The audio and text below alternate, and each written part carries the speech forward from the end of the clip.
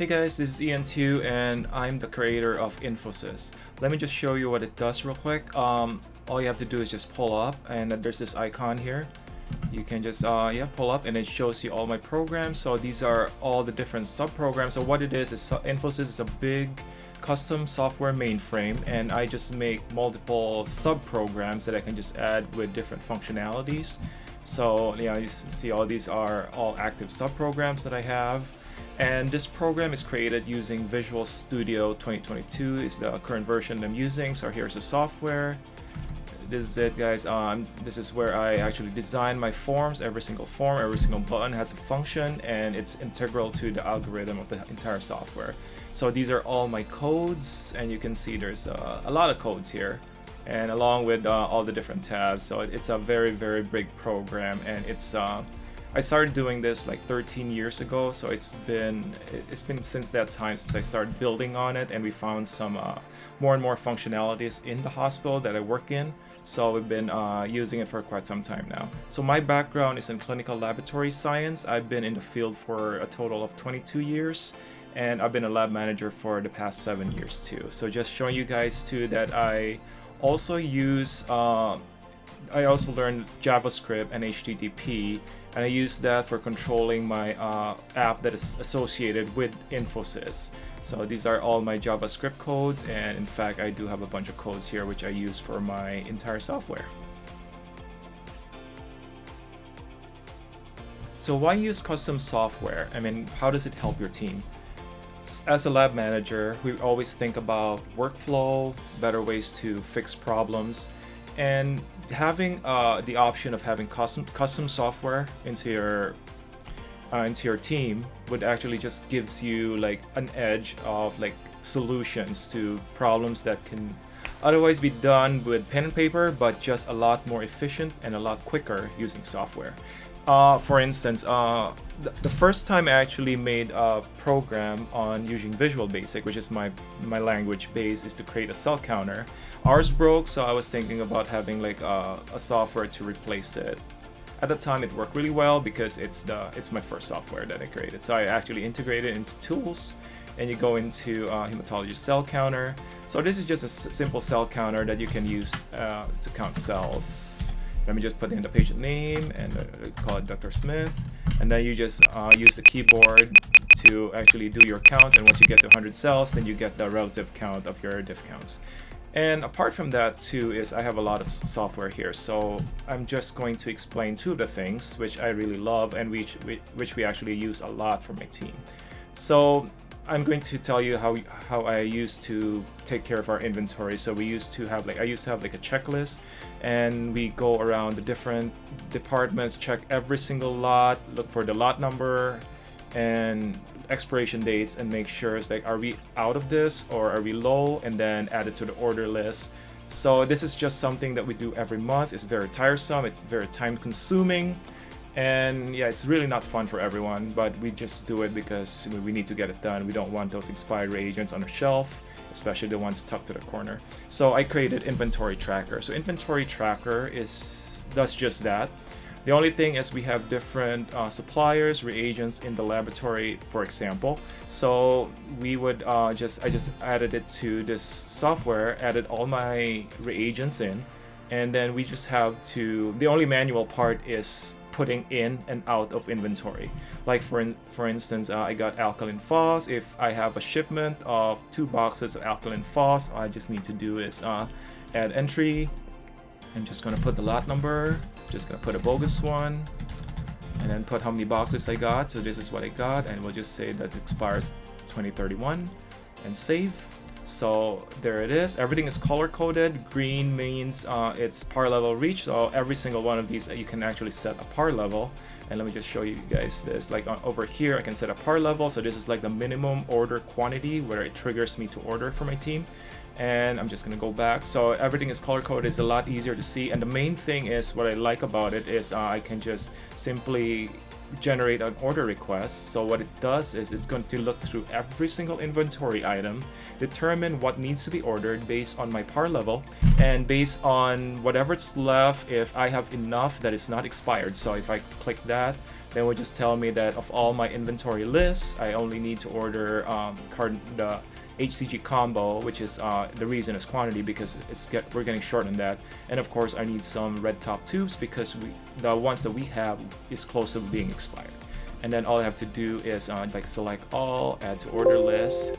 So this would be my order list. I have a few items in here that I've placed in the past, so this is the whole thing that theoretically I need to order. Obviously this is a demo, but I'm just gonna go ahead and add purchase orders. So this is another software that we use to actually send to our purchasing department. So we would actually make a list for them and then send it to them, and then they would be the one to order it through our supplier. And then yeah, it helps keep track of our previous orders. So these are our previous orders. So I need to add in the new order that I had. Notice it's green.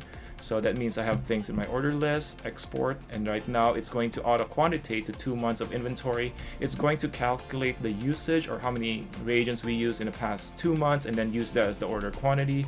So I'm just going to export, and then these are the things that we need to order. If I need to tweak, I can just change it to, oh, this one only needs 1 box. We really don't use a whole lot, so I'm just gonna turn it to 2 just in case. Maybe we need some extra, and then save. So it will just, I can set it so whatever needs to print out, it will just print a purchase order like so, and then all the purchase order like inventory will just be sent to via email, and they will be notified our purchase department, and then they will just order it on their end. And another thing too, which I really use a lot in the laboratory that I work in, is department task manager. So we all have like different analyzers along with different maintenance checklists and tasks and different frequencies.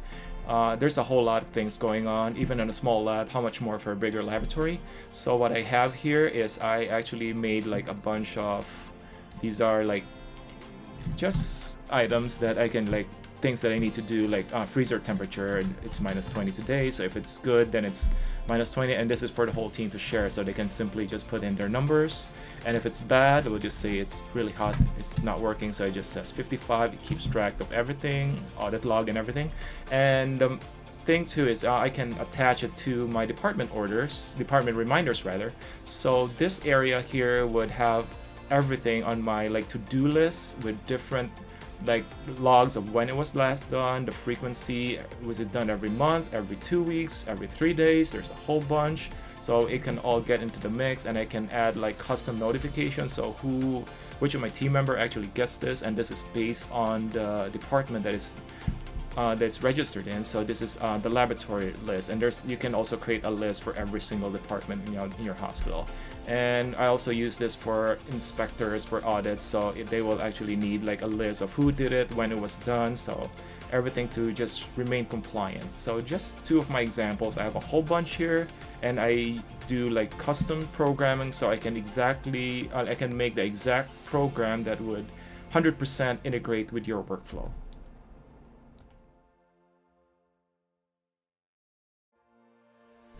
So now let's talk about data storage and database management. So the unique thing about Infosys is when I created this, I don't really have a lot of budget because I was just working in the lab making the software to help my team, and I'm just looking for a way that is super secure, and cheap, so it doesn't incur additional costs on my end too. So what I created is a local it just uses the local disk. So in my case at the hospital where I work in, I actually use a network folder, so it's shared, so we can have multiple computers all talking to this same folder on the network, so we can all share data. So for example, like this is just a local install of Infosys. So I'm just going to pull up my folders here, and it creates a directory called Infosys. And within Infosys, it would create a lot of different directories, and that's how it stores data. And let me just show you real quick here. If I go to one of my programs here, is my OTC Med. and that right there, and you can also search here my OTC. So we just highlight it. So I click on it, and what we use with this program is we actually our pharmacy have this program in which we can order over-the-counter medications through this website at a discount, and then they can just order for us and we can get it through salary deduction. So that's what this software is for. This is requested by our pharmacist. So I can just do like new order here, for example, and I have all these drugs that I can buy at a huge discount, and we'll just say I need Tylenol. Yep, there's Tylenol for me, $3. Yep, there it is, add to cart. And it's just like buying from an online store. So all those information, all those drug information are actually stored. I'm just gonna get rid of this. So if I go to OTC, that's the folder assigned to it, and I would go to meds. So these are all the different meds, and if I would just pick one here that has like acetaminophen or zoxilamine, and I'm just going to double click on that, and these are all the different information, what the specific number for it, the dosage, how much it would cost, how much it would cost our hospital, for example, and what the turnaround time is, and what the brand name is for the drug. So everything is just kept within the firewall to keep it secure, and it would be up to the network administrator to keep all the different securities to these folders to make sure that the data stays within the framework, or within the network rather. If you would like to know more about Infosys and what it does and how it can help your team, I do have a website. It's called Infosys by IGTSoft.com. I'm going to pull it up. It's you can just see that this is the address, and on here I have a lot of information, what it does. It gives you like all the benefits, and I also have sections here about our company, which is like a LLC that I just started a little over a year ago, and information about Infosys. Just check it out, guys. And then I also have like a schedule a demo section where you can install a demo version of Infosys with some data in it, so you can just play around. I do not have the signature yet, so at this time it will actually give you like a notification saying that it's an unknown publisher. I am planning to get that done this year or later this year. Otherwise, if you really want to have a safe environment to try out the software, you can actually try it on our virtual private server, or VPS, and then I have information here on what public IP to use to log in, and then you can put in the username, demo user, and the password, which is it's on here. I do not have anything else apart from a demo version of my software, so I do not mind. I gave you guys my password and all the login. If you need further instruction on how to do it, you can just click this video, and then it's like a step-by-step video that I just recently made to help you go through the process. And if you actually want to like know the sub-programs, I do not have every single sub-program on here yet, but for example in Service Scheduler, I have actually had like screenshots, what it does, all the different instructions, functionalities, and of course I do have video demos, which again, it's not all of my sub-programs, but at least I have some, and I'm constantly working on building up this page as well. And over here I have the web extensions. So let me just quickly explain this. So web extensions are little sync data. So I try to limit everything on Infosys within the firewall, but some of the information, like for instance, like calendar information, that it's okay for. So the thing about Infosys, you can only access this within the network. So the calendar information, if synced to my remote database, will actually give you like what is going on today, the calendar agenda. So all you have to do is just log in using the facility code. For example, I put DEM, send my demo, and then my username, and then password. Yeah, so these are like the different agenda of the day. So just an example, that's what a web extension is for. I also have a iOS and Android app, which is pretty much does the same thing, but you can do it on a mobile device. And you have all the web extensions in here. Of course, these are all the information of the mobile app. Feel free to contact me. You can send me an email via IGTSoft share@gmail.com, or yeah, otherwise you can contact me on the website contact form. I should have it on contact right there. So I have like a form here. Tell me about yourself, tell me what your needs are, if you're interested, if you have questions, if you want me to help you with the VPS demo, I'll be more than happy to do that. And if you guys want me to do a Teams meeting to explain more of the technicalities, I would be very happy to do that for you as well. Thank you so much, guys, and thanks for listening, and have a lovely day.